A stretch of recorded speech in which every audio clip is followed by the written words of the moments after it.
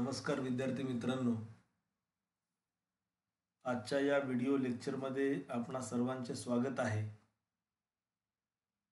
भारतीय शेती क्षेत्राची सद्यस्थिती या विषयावर आजच्या या लेक्चरमध्ये मी बोलणार आहे. हे आपल्या अभ्यासक्रमाच्या दुसऱ्या प्रकरणाचा भाग आहे. दुसऱ्या प्रकरणाची सुरुवात आपण या ठिकाणी या मुद्द्याच्या सहाय्याने करतो आहोत. दुसऱ्या प्रकरणात आपल्याला कृषी क्षेत्राचा विकास अभ्यासावयाचा आहे. कृषी क्षेत्राचा विकास या दुसऱ्या प्रकरणात अभ्यासत असताना प्रामुख्याने आपण काही महत्त्वाचे मुद्दे कृषी क्षेत्राशी निगडित असणाऱ्या महत्त्वाच्या समस्यांची चर्चा आपण करणार आहोत.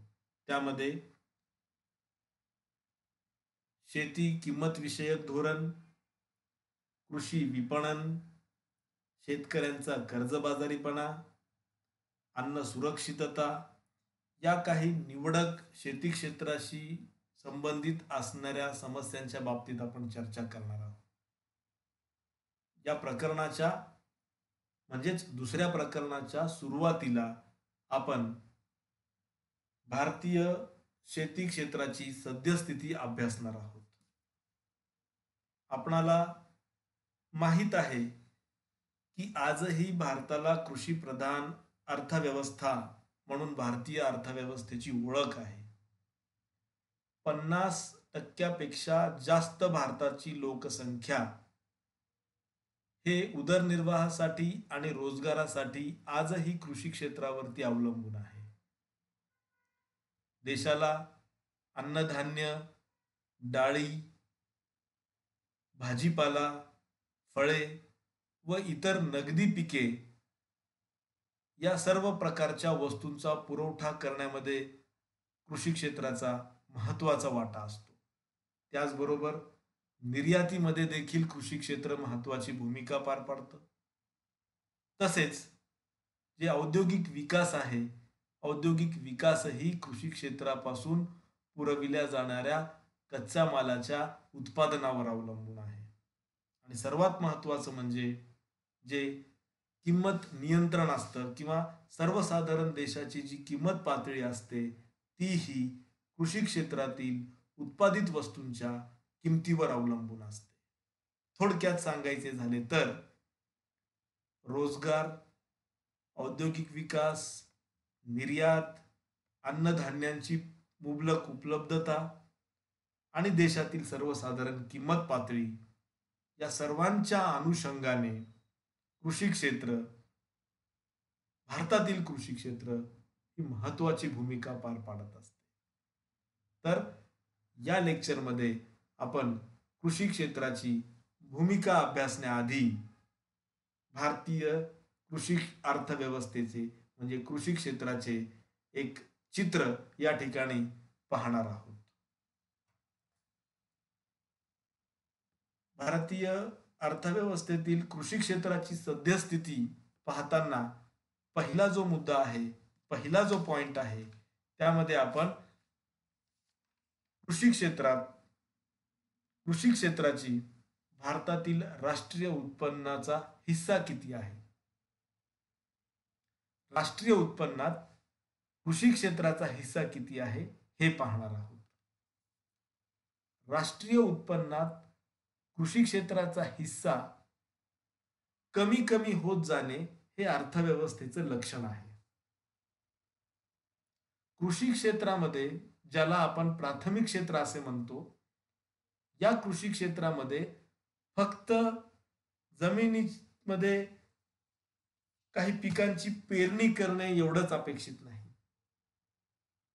तर कृषी क्षेत्रामध्ये वेगवेगळे व्यवसाय समाविष्ट होतात.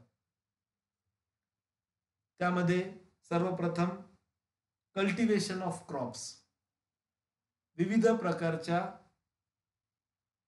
पेरणी म्हणजे मगाशी सांगितल्याप्रमाणे अन्नधान्यांचे उत्पादन, डाळींचे उत्पादन, फळांचे उत्पादन, व्हेजिटेबल्स म्हणजे भाजीपाल्याचे उत्पादन, काही नगदी पिकांचे उत्पादन, यासारख्या महत्वाच्या आवश्यक असणाऱ्या सर्व वस्तूंचे उत्पादन हे कृषी क्षेत्रामधनं होत असते.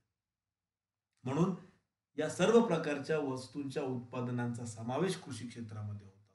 त्याचबरोबर जंगल आणि जंगलातून निर्माण होणारे जे काही उत्पादन असतं त्यांचाही समावेश कृषी क्षेत्रामध्ये होत असतो.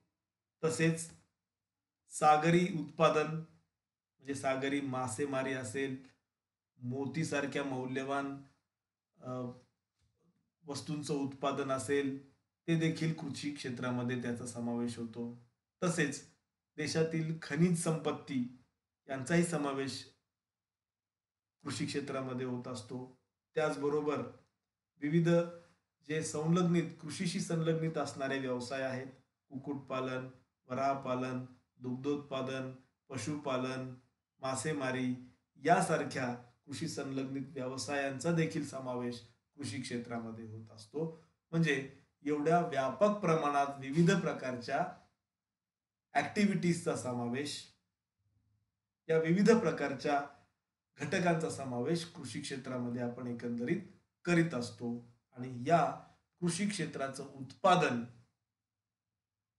एकूण राष्ट्रीय उत्पन्नामध्ये या कृषी क्षेत्राचा हिस्सा 1950 पासून आपण जर या ठिकाणी आकडेवारी बघितली तर सातत्याने घटत असल्याचे आपल्याला लक्षात येईल. कृषी क्षेत्राचे राष्ट्रीय उत्पन्नातील घटता हिस्सा हे प्रगतीचं लक्षण आहे, हे विकासाचं लक्षण आहे. याचा अर्थ आपली अर्थव्यवस्था कमी प्रमाणात कृषी क्षेत्रावरती अवलंबून आहे असा होतो. परंतु भारतीय अर्थव्यवस्थेच्या बाबतीत दुसरं एक चित्र आपल्याला या ठिकाणी लक्षात घ्यावं लागेल. भारतामध्ये कृषी क्षेत्राचा राष्ट्रीय उत्पन्नातला हिस्सा 12% कमी असला तरी दुसरी बाजू ही आहे, हे 12% उत्पादन करण्यासाठी देशातील 55% अधिक लोकसंख्या कार्यरत आहे. म्हणजे देशाची निम्मी लोकसंख्या फक्त 12% उत्पादनामध्ये कार्यरत असल्यामुळे या ठिकाणी एक गांभीर्य आपल्याला या कृषी क्षेत्राचं लक्षात येईल. कृषी क्षेत्रात कार्यरत असणाऱ्या लोकांच्या कार्यक्षमतेचं गांभीर्य या ठिकाणी लक्षात घेण्यासारखं आहे. हे पहिला जो मुद्दा आहे ते कृषी क्षेत्राची सद्यस्थिती यावरून आपल्याला विशद करता येईल. त्यानंतर कृषी क्षेत्राच्या सद्यस्थितीबाबत विश्लेषण करताना दुसरा जो महत्वाचा मुद्दा आहे तो म्हणजे रोजगार निर्मितीच्या बाबतीत. रोजगार निर्मितीत कृषी क्षेत्राचा हिस्सा हा दुसरा मुद्दा या ठिकाणी आपण पाहणार. रोजगार निर्मितीमध्ये भारतातील कृषी क्षेत्र ही महत्वाची भूमिका पार पाडते. जसे की प्रस्तावनेमध्ये मी सांगितलेलं आहे, देशातील 50% पेक्षा अधिक लोकसंख्या उदरनिर्वाहासाठी आणि रोजगारासाठी कृषी क्षेत्रावर अवलंबून आहे. 1951 मध्ये 98 मिलियन एवढ्या लोकांना या क्षेत्राने रोजगार दिलेला आहे. 2010 मध्ये 234 दशलक्ष लोकांना या क्षेत्रामध्ये रोजगार उपलब्ध झालेला आहे. म्हणजे एकूणच 54.7% लोकांना रोजगार उपलब्ध होतो आहे या कृषी क्षेत्रामध्ये. तुलनेने आपण विकसित देशांची अर्थव्यवस्था बघितली तर आपल्याला लक्षात येईल, फ्रान्स सारख्या देशामध्ये फक्त 7% लोकसंख्या कृषी क्षेत्रावर अवलंबून आहे. ऑस्ट्रेलियामध्ये 6%, जपानमध्ये 1% आणि जर्मनीमध्ये 4% लोकसंख्या या क्षेत्रावर उदरनिर्वाहासाठी अवलंबून आहे. आणि या उलट भारतामध्ये निम्म्याहून अधिक लोक कृषी क्षेत्रावर अवलंबून आहेत. हे चित्र आपल्याला विकसित देशाची शेती आणि विकसनशील भारतासारख्या देशाच्या शेतीची अवस्था, कृषी क्षेत्राची अवस्था या ठिकाणी येथे आपल्याला लक्षात येईल. ही जी दुसरी बाब आहे ती देखील विचार करण्यासारखी बाब आहे. त्यानंतर आपण वळूया कृषी क्षेत्राचे योगदान अभ्यासत असताना जो तिसरा महत्वाचा मुद्दा आहे तो म्हणजे कृषी क्षेत्रात औद्योगिक विकासात कृषी क्षेत्राची असणारी भूमिका. औद्योगिक विकासातही कृषी क्षेत्र महत्वाची भूमिका पार पाडते. ते म्हणजे विविध औद्योगिक क्षेत्राला कच्चा माल पुरवण्याचं काम हे कृषी क्षेत्राकडून होत असतं. कापड उद्योग, साखर उद्योग, ज्यूट उद्योग, पेपर बनवण्याचा उद्योग, साबण बनवण्याचे उद्योग, हे सर्व काही महत्वाचे उद्योग हे कृषी क्षेत्रात उत्पादित वस्तूंना कच्चा माल म्हणून वापरणारे उद्योग आहेत. म्हणून कच्च्या मालासाठी कृषी क्षेत्रावर या उद्योगांना अवलंबून राहावं लागतं. त्याचबरोबर काही प्रक्रिया उद्योग असतात. उदाहरणार्थ ऑइल मिल, राईस मिल, दाल मिल, फ्लॉर मिल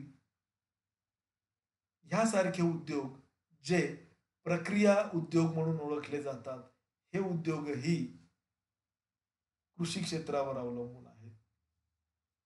आणखी महत्वाचं म्हणजे ग्रामीण लोकांना रोजगार पुरविण्यासाठी जे लहान आणि मध्यम स्वरूपाचे कुटीर उद्योग आहेत, हेही उद्योग कृषी क्षेत्रावर अवलंबून आहेत.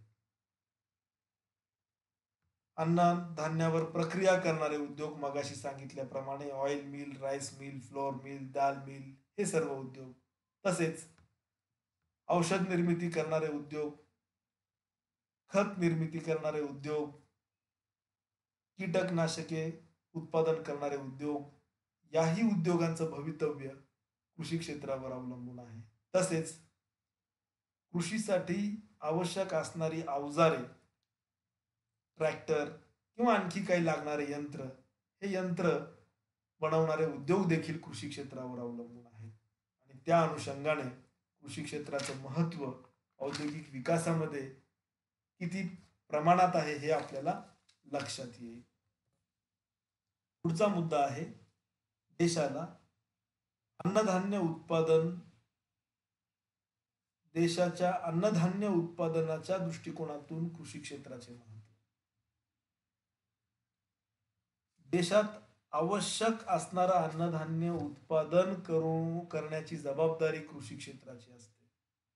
अन्नधान्यांच्या उत्पादनाच्या बाबतीत येथे 3 महत्वाचे मुद्दे लक्षात घेणे गरजेचे आहे. एक म्हणजे अन्नधान्यांच्या बाबतीत देशाची स्वयंपूर्णता, म्हणजे देशातील सर्व लोकांना पुरेल एवढ्या प्रमाणात अन्नधान्यांचं उत्पादन होतोय का, किंवा कृषी क्षेत्र तेवढ्या प्रमाणात अन्नधान्य उत्पादन करण्यास सक्षम आहे का, ह्याला आपण अन्नधान्यांच्या बाबतीत असणारी स्वयंपूर्णता म्हणतो. दुसरा मुद्दा, देशामध्ये अन्नधान्यांचा साठा किती प्रमाणात आहे, किती प्रमाणात आपण अन्नधान्य साठवणूक करू शकतो, जेणेकरून ज्या साठ्यातून लोकांना लागेल त्या पद्धतीने अन्नधान्यांचा पुरवठा करता येईल. आणि तिसरा मुद्दा म्हणजे ज्या अन्नधान्यांचा पुरवठा होतो आहे त्या वस्तूंची किंमत किती आहे, किमतीत स्थैर्य आहे का, हा तिसरा महत्वाचा मुद्दा. हे 3 मुद्दे अन्नधान्यांच्या उत्पादनाच्या दृष्टिकोनातून महत्वाचे आहेत.